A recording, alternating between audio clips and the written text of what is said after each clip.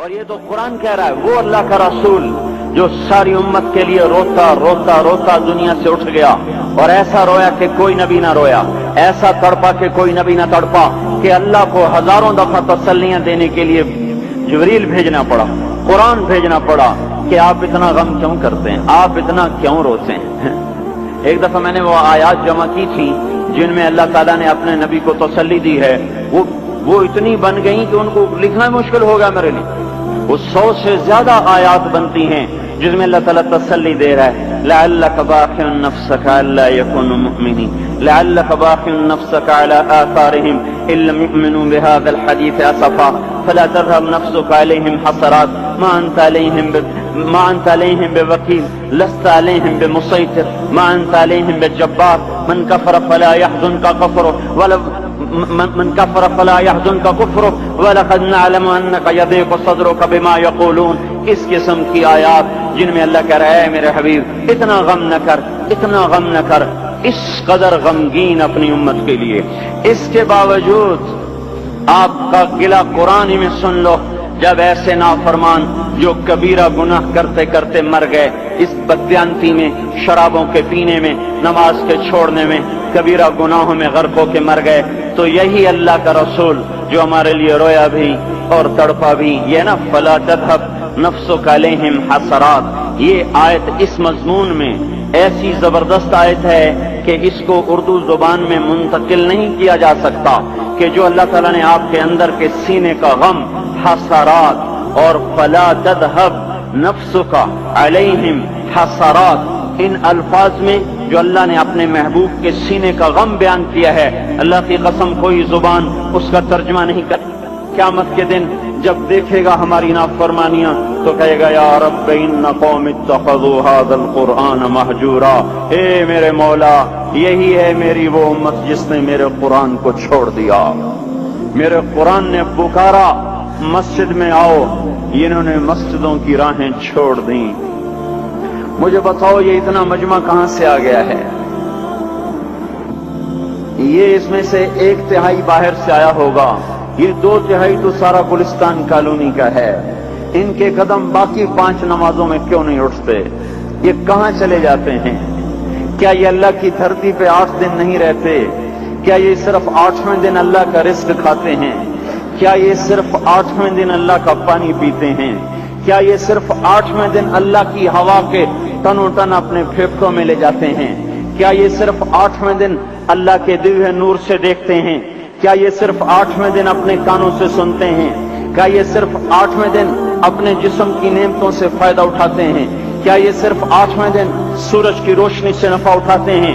کیا یہ صرف 8ویں دن تاروں کی جھلملاہٹ سے نفع اٹھاتے ہیں؟ کیا یہ صرف 8ویں دن اپنے بیوی بچوں کے ساتھ بیٹھتے ہیں؟ اس پتھر دل کو کیا ہوا؟ کیا نہیں اس کے دروازے پہ دستک پہنچتی؟ یہ کیوں ویران ہو گئے؟ ایسے تو پتھر بھی سخت نہیں۔ عطا اللہ شاہ بخاری کہا کرتے تھے، اے ہندوستان والو تمہیں اتنا قرآن سنایا کہ میں سر کو سناتا تو صبا بن جاتی، میں پتھروں کو سناتا تو موم ہو جاتے، میں دریاؤں کو سناتا تو طوفان تھم جاتے، اور میں موجوں کو سناتا تو ان کی طغیانی رک جاتی۔ پتہ نہیں تم کس مخلوق، کس چیز سے بنے ہو، کس خمیر سے بنے ہو، تمہارے سینوں میں دل نہیں ہے، پتھر ہیں، اور پتھر سے بھی زیادہ کوئی سخت ہے، اشد قسوة من الحجارہ، پتھر بھی اللہ کی حیبت سے لرزتا ہے اور کانپتا ہے، پر تم کون سے انسان ہو، کیسے سینوں میں دل لیے پھرتے ہو کہ 5 دفعہ اتنا بڑا بادشاہ تمہیں پکارے حی علی الصلاۃ، حی علی الصلاۃ۔ ایک تھانے دار پکارے گلستان کالونی کا کہ تمہارا سمن ہے آ جاؤ، تو سر پہ پاؤں رکھ کے بھاگے، ڈی سی پکارے تو کام چھوڑ کے بھاگے، اور تمہارا زمین آسمان کا بادشاہ تمہیں دن میں 5 دفعہ پکارے اور کانوں پہ جوں نہ رینگے، اور 8ویں دن مسجد کو آ رہے ہوں۔ کیا 8ویں دن کھانا کھایا ہے؟ کیا آج ہی پانی پیا ہے؟ کیا آج ہی چائے پی ہے؟ یہ ایسی جفا اپنے آپ سے کرتے، شیطان سے کرتے، ملک و مال سے کرتے، اپنی دکانوں سے کرتے، یہ بے وفائی اللہ سے کیوں کی ہوئی ہے؟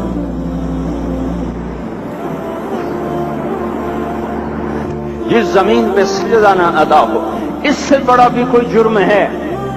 जिना करने को गुनाह समझते हैं, नमाज का छोड़ देना जिना से बड़ा जुर्म है। रिश्वत खाने को गुनाह समझते हैं, नमाज का छोड़ देना रिश्वत खाने से बड़ा जुर्म है। कत्ल करना बड़ा गुनाह समझते हैं, नमाज का छोड़ देना कत्ल से बड़ा जुर्म है। सजदे ही का तो इनकार किया था शैतान ने। शैतान ने कोई जिना किया था, कोई कत्ल किया था, कोई शराब पी थी, कोई जुआ खेला था, क्या किया था? कोई शिर्क किया था। शैतान सजदे का इनकारी हुआ। एक सजदे का इनकार करके वो हमेशा के लिए मरदूद हो गया। उस मुसलमान को होश नहीं है जो रोजाना दिन में 5 दफा 20 सजदों का इनकार किए बैठा हुआ है और फिर आराम से रोटी खाता है, आराम से चाय पीता है और आराम से कह लगाता है और आराम से अखबार पढ़ता है, आराम से बीवी के पहलू में लेटता है। एक सजदे का इनकार होकर शैतान हमेशा के लिए मरदूद हुआ। जिसने फजर का इनकार किया सजदों का, फिर जोहर के सजदों का मजाक उड़ाया, फिर असर का मजाक उड़ाया, फिर मगरिब और इशा का मजाक उड़ाया। घर में नमाज पढ़ना भी चलो ना पढ़ने से तो बेहतर है, पर ये भी नमाज का मजाक ही है। और 8वें दिन सर पे टोपी रख के आया। 8 दिन जिसने इतने सजदों का इनकार किया, वो इस बात से नहीं डरता कि कहीं अल्लाह उसे मरदूद न कर दे। तो क्या होगा उस दिन जब जिन बच्चों की खातिर या जिस नफ्स की खातिर अल्लाह के बगावत की कि उठा नहीं जाता, आया नहीं जाता, गर्मी बड़ी है, सर्दी बड़ी है, अंधेरा बहुत है। क्या कब्र के अंधेरे याद नहीं हैं? क्या कब्र की गर्मी याद नहीं है? क्या जहन्नुम की आग भूल गए? क्या जहन्नुम के अजाब भूल गए? क्या जन्नत की नेमतें भूल गए? वो अल्लाह का कलाम भूल गए, वो अल्लाह का दीदार भूल गए, वो अल्लाह से मुलाकात भूल गए, वो महबूब खुदा की महफिल भूल गए। ये कैसा इस्लाम है? ये कैसे पत्थर दिल हैं जो कमाने में तो ऐसे मस्त हुए कि होश नहीं, और जब अल्लाह बुलाए तो ऐसे गाफिल हो जाएं, ना बूढ़े पर जूरेंगे, ना जवान को होश आए, न किसी औरत को होश आए, न किसी मर्द को होश आए, ना बाजार बंद हों। अरे मेरे भाइयों, हुकूमत से पैसा बचाने के लिए हड़तालें की, 20-20 दिन बाजार न खोले, नमाज के लिए अगर दुकानें बंद करते तो आज अल्लाह ताला आपको हर जालिम से बाहर निकाल देता। कोई जालिम ना आपके माल पे हाथ डालता, ना आपकी इज्जत और आबरू पे हाथ डालता। दिन दहाड़े डाके पड़े, क्यों पड़े? कि हम बागी हो गए, हमने अल्लाह से बगावत कर दी। क्या जुमे के दिन सिर्फ अल्लाह बुलाता है? ये जुमे में इतने क्यों आते हैं और बाकी दिनों में क्यों नहीं आते?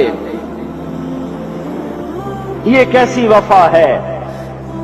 और ऐसा वफाओं वाला अल्लाह कि जमीन बोले ए अल्लाह इजाजत दे मैं गुलिस्तान कॉलोनी को निगल जाऊं, समंदर बोले मौला इजाजत दे हम चढ़ जाएं, फरिश्ते बोले ए अल्लाह इजाजत दे हम इन्हें हलाक कर दें। और जिसके सजदे का इनकार हुआ पड़ा, जिसका 8 बाजारों में जिसकी शरीयत का मजाक उड़ाया जा रहा, वो जिसकी गैरत खुद जोश में आ रही कि ये मेरे बने हुए गंदे पानी के बने हुए नुत्फे से बने हुए, मेरी गिजा खाकर, मेरा रिस्क खाकर, मेरी हवाओं से जिंदा, मेरे पानियों से जिंदा, मेरी रोटी से जिंदा, मेरे दिए हुए गोश्त से जिंदा, मेरे दिए हुए निजाम से जिंदा, ये मेरे ही मुनकिर बन गए। 1500 रुपए का मुलाजिम आपको चाय की प्याली न दे तो आप कहते चल छुट्टी कर, हम कोई और रखेंगे। और जिसने इतना बड़ा वजूद बख्शा, आंखों में चराग जलाए, कानों में फोन लगाए, दिमाग में बर्फ की रौएं दौड़ाई, दिल को धड़काया, सारे बदन के तक खून पहुंचाने का निजाम चलाया, फेफड़ों की फैक्ट्रियां चलाई, रगों में खून पहुंचाया, हड्डियों को गिजा पहुंचाई और आंखों को गिजा पहुंचाई, बालों को गिजा पहुंचाई, जबान को बोलने की ताकत दी, दांतों को काटने की ताकत दी, दो वहां नालियां लगाई, सांस की अलग कर दी और मैदे की अलग कर दी, और वहां पर्दा लगाया, जो गिजा मुंह में जाए तो मैदा खुल जाए और फेफड़े की तरफ जाने वाली नाली रुक जाए।